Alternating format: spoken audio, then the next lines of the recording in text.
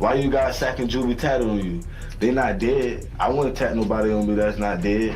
2 days after that, these boys dead. Well, it just, which one were you close with? Both of them. Every last one of them. He pulled that gun on me. Saying Kobe pulled a gun on him? Yep, 5:30 that morning. She called out of work and she called, wait, stop. And you really stop. can't even tell Courtney, I know what. Yeah, don't say it, don't say it.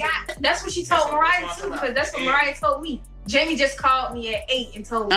Melly called her at like 5:30 that morning. Mel's whole case just flipped upside down. A close homie finally leaked that late night murder footage, and what came out got everybody shook. The streets are buzzing and the internet can't stop talking. This new clip might completely rewrite what people thought they knew about that night. It's that serious. Let's dive into what really went down, because this bombshell just dropped heavy. The leaked videos hit the net in November 2025, featuring Jacoby Mills, one of Mel's closest associates, who was actually there that night. These tapes are giving us the most detailed inside look ever at what happened when Sack Chaser and Juvie lost their lives. But don't get it twisted. This ain't some shaky cell phone video of the crime itself. It's straight up interrogation footage, raw and unfiltered. And it's got everyone from the block to social media losing their minds. What makes this footage hit so different is that Mills wasn't some random bystander. He was right there that night, sitting in the red car, trailing the Jeep where everything supposedly went down. This isn't street gossip or third-hand talk. This is first-hand testimony from someone deep in the circle, someone who knew all the faces, and someone who watched the whole story unfold from the inside out. The remix of Melly song, listen to that. What he said, bust a nigga head, something. The energy around this leak is wild, and it's making people question everything they thought they knew. To really get why this leaked footage just blew up all over social media, we gotta rewind and break down the roots of this case that's been gripping the hood for over 6 straight years. It all traces back to October 26, 2018, when 2 young rising rappers, Anthony YNW Sack Chaser Williams and Christopher YNW Juvie Thomas Jr., were found dead inside a Jeep Cherokee parked at Memorial Hospital in Miramar. That night changed everything. Now here's the twist. YNW Melly, real name Jamile Demons, wasn't some outsider or rival.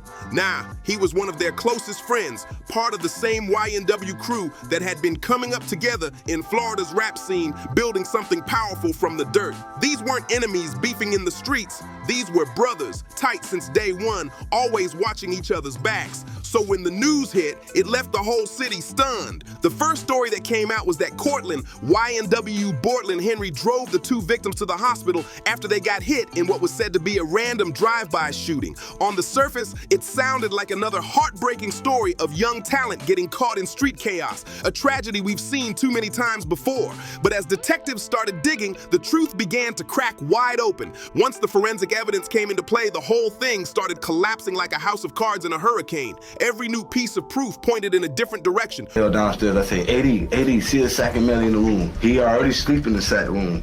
He had ran to the stairway because he heard me talking crazy, like, man, what the f going on? He looking lost, like, what's going on, bro? I say, man, go see a Sack in his room. Twisting the story into something way darker than anyone expected. The deeper they looked, the less it made sense. And that's exactly why this case still got the internet losing its mind today. Instead of bullets flying from outside the Jeep like you'd expect in a drive-by, the autopsy reports dropped a shocking twist. Both victims were actually shot from inside the vehicle. And get this, the bullet paths lined up perfectly with the exact seat where Melly was said to be sitting that night. That detail alone flipped everything upside down. This is where the case starts getting straight up wild. According to prosecutors, around 1 a.m. on October 26, 2018, 8 young men pulled up to New Era Recording Studio in Fort Lauderdale to lay down some tracks. Nothing unusual there. That studio stayed packed with hungry artists chasing their dreams till sunrise. But according to the leaked interrogation tapes, the energy was off from the very start. Jacoby Mills described the whole vibe as tense and weird, saying everyone was acting different, not like their usual chill selves. He said Sack Chaser was being real aggressive, even slapping people for dozing off during the session. The atmosphere turned toxic, and nobody was really focused on music anymore. By 3:19 a.m., the group called it a wrap and decided to head out. That's when everything started moving fast. Now here's where the timeline gets real important. The crew split up into 2 rides. 4 people jumped in a red Mitsubishi SUV, Trivian Glass, Dontavius Withers, Jacoby Mills, and Adrian Davis. The other 4 loaded up in a gray Jeep Cherokee. Cortland, YNW Bortland, Henry behind the wheel, Anthony Sack Chaser Williams riding shotgun, Christopher Juvie Thomas sitting in the back, and Jamile YNW Melly Demons posted up in the rear driver's side seat. That exact setup. Jumped in front of them, it was already too late. We can't try to pull over and get back behind them. Who sat where and how they left the studio became the key to everything investigators built their case on. And when you hear the next part, it only gets crazier. Surveillance cameras picked up both cars rolling out from the studio, taking the exact same route. First I-95 South, then 595 West, and finally hitting I-75 South toward Miramar Parkway. Everything looked normal at first, just two whips full of exhausted young men heading home after a long night chasing music dreams. But right here is where things start getting dark, real dark. At 184th Avenue, the red Mitsubishi kept cruising south and was seen on surveillance entering the Sunset Lakes guard gate at 3:50 a.m. That's the gated community where most of the crew lived. But the gray Jeep? It never appeared on that same camera feed. It completely vanished from that route like it took a secret turn. Later, investigators pulled the cell phone data, and that's when the story took a chilling twist. The data showed the Jeep didn't go south at all. It actually headed north, and where it went next sounds straight out of a crime movie. The Jeep drove up SW 181st Avenue to Pines Boulevard, then cut west, deep toward the Everglades, a lonely, pitch-black stretch of land with no traffic, no cameras, no witnesses. Then it turned south on US 27 before making a left on Pembroke Road, which dead ends right at a trash facility. Total isolation. Based on the timestamps, the phones pinged at that location around 4:02 a.m., and that's where investigators believe the murders happened. The setting, the timing, everything lined up too perfectly. But here's the part that sent chills through everyone following the case. When police checked the entire length of Miramar Parkway, the supposed drive-by route, they didn't find a single bullet casing, shattered window, or drop of blood. Nothing at all. It was like that drive-by story had been made up from scratch. Police didn't find a single trace of a drive-by. No shell casings, no shattered glass, no bullet holes, no skid marks, nothing. Literally zero evidence that any kind of shootout ever happened on that stretch of road. And just when investigators thought it couldn't get darker, the medical examiner dropped another bombshell. When that fake drive-by supposedly went down at 4:02 a.m., both victims were already dead. Even crazier, the extra gunshot wounds that looked like they came from outside the car were actually post-mortem, meaning the shots were fired after the victims had already been killed inside the Jeep. That detail flipped the whole story upside down. According to the prosecutors, Melly and Bortland didn't just kill their friends. They allegedly staged an elaborate setup, riding around with the bodies before shooting up the Jeep themselves to make it look like a random drive-by. That's ice-cold behavior, something way beyond a heated argument gone wrong. But the prosecution wasn't done dropping evidence. They brought up Instagram DMs where someone asked Melly about the deaths, and he allegedly replied, "I did that, shh." I already know. My dead and gone. I already know what y'all here for. Well, it just, which one were you close with? Both of them. Every last one of them. Did you grow up with them? Every last one of them. That message alone had the courtroom on edge. On top of that, prosecutors linked Melly to the G-Shine blood set, claiming that just 2 days before the murders, he was being taught the oath of loyalty to the gang. The timing of that connection made things look even messier. The first trial ended in a mistrial back in July 2023 after the jury couldn't come to a unanimous decision. Since then, the retrial's been pushed back again and again, now set for January 2027. That means Melly's been locked up for over 6 years with no final verdict yet. Meanwhile, his co-defendant Bortland reportedly took a plea deal in October 2025 for accessory charges, a move that left fans wondering if he's finally ready to talk. And this right here is why those leaked interrogation videos are such a huge deal. The tapes feature Jacoby Mills, also known as Cortez Tezzy Mills, who's said to be Bortland's blood cousin, and one of the guys riding in that red car the night everything went down. That puts him in the perfect spot, close enough to know the truth, but just far enough to survive it and speak out. These recordings were made way back in January 2019, just a few months after the murders, long before most of the details ever hit the public. That's what makes this footage so wild. Mills was talking about key parts of the story years before anyone outside the investigation even knew about them, which gives his testimony some serious weight. It's not like he could have been repeating rumors. He was there when it all happened. Now here's where the plot thickens. This footage didn't surface until November 2025, right when Melly's retrial was gearing up. That timing got people asking big questions. Were these leaks dropped on purpose to sway public opinion? Are they tied to the civil lawsuit still playing out behind the scenes? Or did they just happen to pop up now through the official discovery process? Either way, the timing feels way too perfect to ignore. The reaction across the hip-hop world has been explosive. From DJ academics breaking it down on stream to random fans on social media dropping theories, everyone's got something to say. The streets are completely split. Some claim this footage is the smoking gun that seals Melly's guilt, while others call Mills a snitch who's breaking the code just to save himself.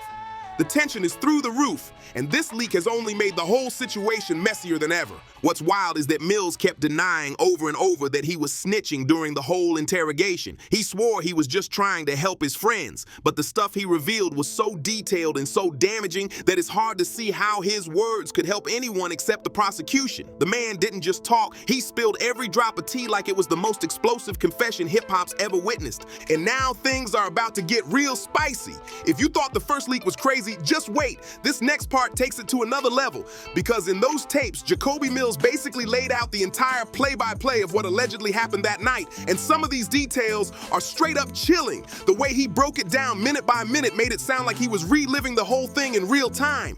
Mills started by explaining the studio session that night, and right from the first few minutes, you could tell something wasn't right. He said they got to New Era recording studio around midnight, but instead of the usual hype and creative energy, the crew was dead tired, some even nodding off mid-session. And anyone from the streets knows when you book studio time, that's money out your pocket. Nobody wastes that unless something serious is weighing heavy. The vibe in that room was off. Tension, weird energy, no focus. And Mills made it clear that from that moment, the night felt doomed. He painted a picture so vivid it gave listeners chills, and people watching the leak online couldn't believe how much he seemed to know. This wasn't just talk. It sounded like the start of a confession that could shake the whole case.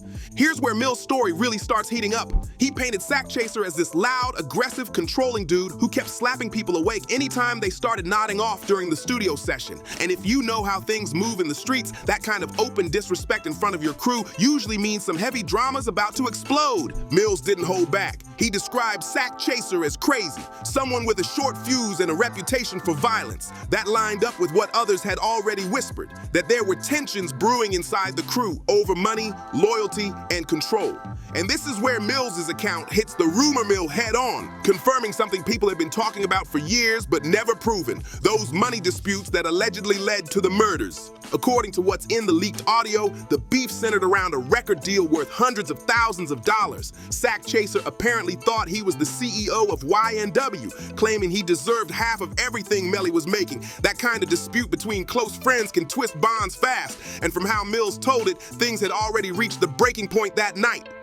Then Mills dropped another detail that's absolutely key to the whole timeline, the car setup. He confirmed that inside the gray Jeep Bortland was driving, Sack Chaser sat in the front passenger seat, Melly was right behind Bortland, and Juvie was behind Sack Chaser. Meanwhile, Mills himself was in the red car with Tay driving, Fetty in the passenger seat, and Adrian Davis in the back. And then Mills said something that sent chills through everyone listening, a moment so eerie it still gives people goosebumps when they hear it.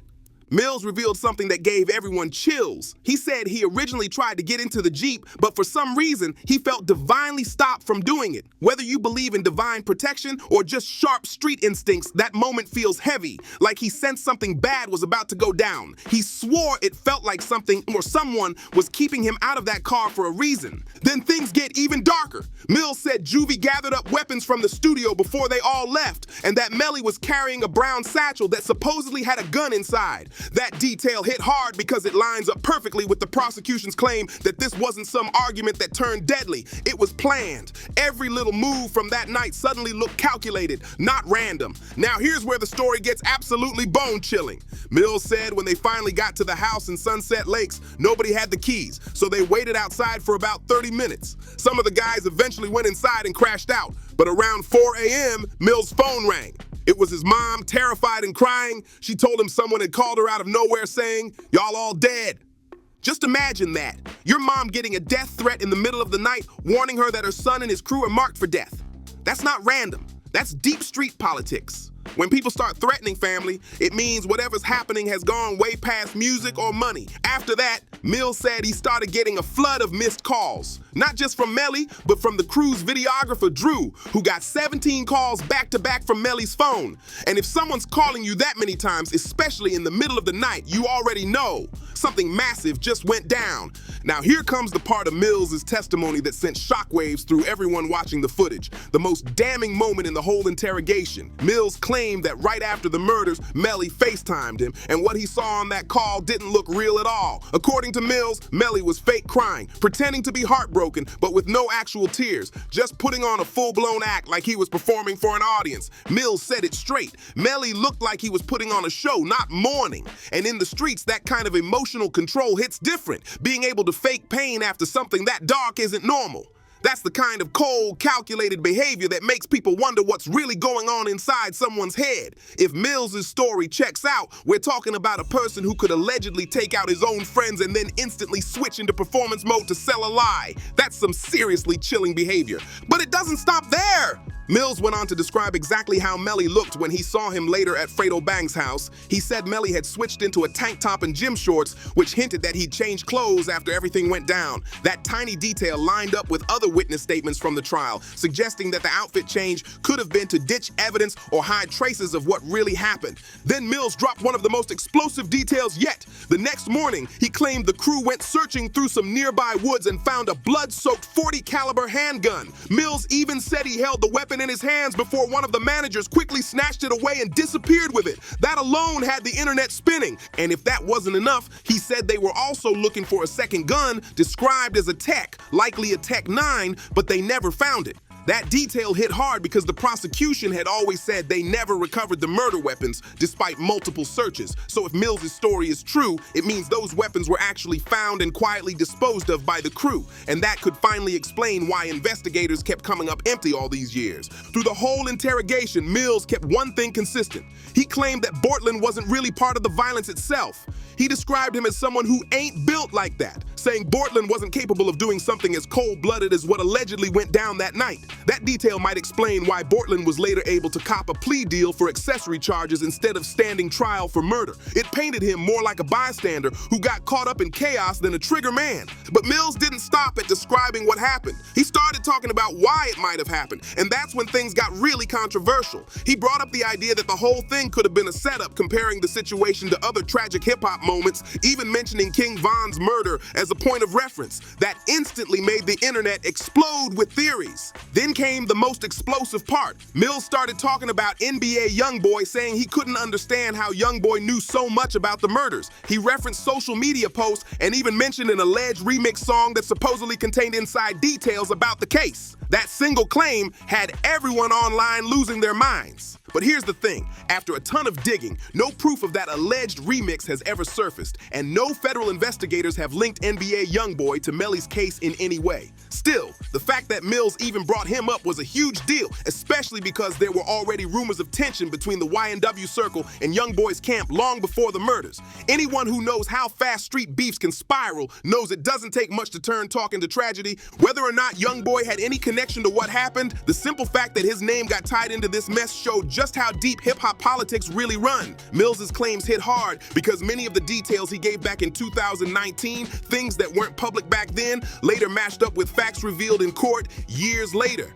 That's what made his testimony impossible to ignore, no matter which side of the story people believed. One of the biggest reasons Mills' interrogation keeps getting attention is because so many of his early claims turned out to be dead on accurate years later. For example, he said that Juvie's thumb was shot off, a detail that wasn't confirmed publicly until lawyer John Phillips dropped the official autopsy photos in 2025. He even described the exact location where Melly was picked up by Fredo Bang, and when the cell phone data came out during trial, it matched perfectly. That kind of accuracy has people questioning how much Mills really knew and how close he actually was to everything that went down. But through all the shocking revelations, Mills kept repeating the same thing, that he wasn't snitching, he was just trying to help his friends. Still, you can feel the fear in his voice. At one point, he admits he's genuinely scared his family could be hurt for talking to law enforcement. That moment hit hard. It showed how deep and dangerous the situation really was, even years after the tragedy.